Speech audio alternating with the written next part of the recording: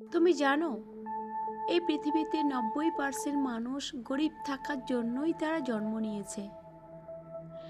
কিন্তু কিছু মানুষ এদের ব্যতিক্রম। সেই চক্র ভেঙে ফেলে তারা কোটিপতি হয়। কিন্তু কিভাবে? আজ আমি তোমাকে সেই গল্পই শোনাব। সেই গোপন ফর্মুলা যা গরিবদের শেখানো হয় না। এই 3টি ধাপে তোমার ভবিষ্যতের নতুন পরিবর্তন আনতে পারে। ভিডিওটা না টেনে শেষ পর্যন্ত দেখো, কারণ এই জ্ঞান তোমার জীবনে একটা নতুন পরিবর্তন আনবে। গরিব থেকে কোটিপতি হওয়ার গোপন ফর্মুলা মাত্র 3টি ধাপে আমি আলোচনা করছি। গরিব আর ধনীর মধ্যে আসল পার্থক্য কোনটা জানো?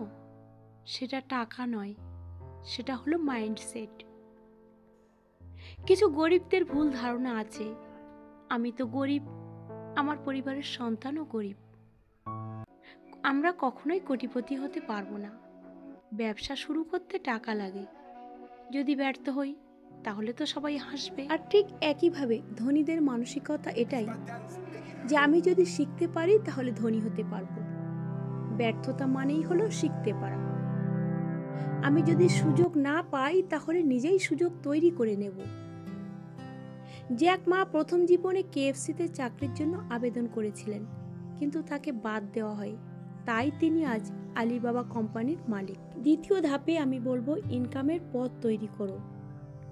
একজন গরিব তার ইনকামের পথ একটাই রাখে, কিন্তু একজন ধনী সবসময় নতুন নতুন ইনকামের পথ রাখে বা খোঁজে।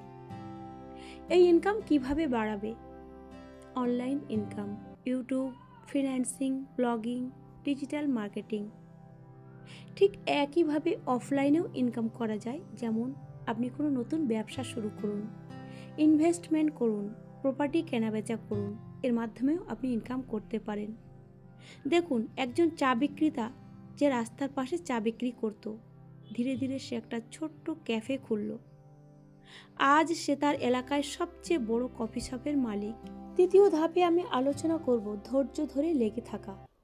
দেখুন, ধনী হওয়ার আসল রহস্য হলো লেগে থাকা ও ধৈর্য ধরার মানসিকতা।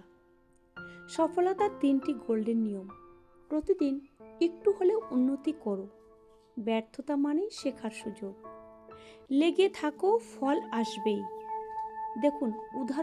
দেখুন উদাহরণস্বরূপ আমি আমাদের একটা গল্প শোনাই। বিল গেটস 18 বছর বয়সে প্রথম ব্যবসায় ব্যর্থ হয়েছিলেন, কিন্তু তিনি হাল ছাড়েননি। তাই আজ তিনি বিশ্বের অন্যতম একজন সেরা ধনী ব্যক্তি। তাই আজ যদি তুমি সিদ্ধান্ত নাও যে তুমি ধনী হবে, তাহলে কেউ তোমাকে থামাতে পারবে না। এটা কারো সাধ্য নেই। তাই সঠিক পথে এগিয়ে যাও। সফলতা তোমার অপেক্ষায় বসে আছে। ভিডিওটি ভালো লাগলে লাইক করো, কমেন্ট করো এবং কমেন্টে তোমার মতামত জানিও। আর অবশ্যই ভিডিওটি বন্ধুদের সঙ্গে শেয়ার করো। শাহানা মোটিভেশনাল চ্যানেলটি সাবস্ক্রাইব করো।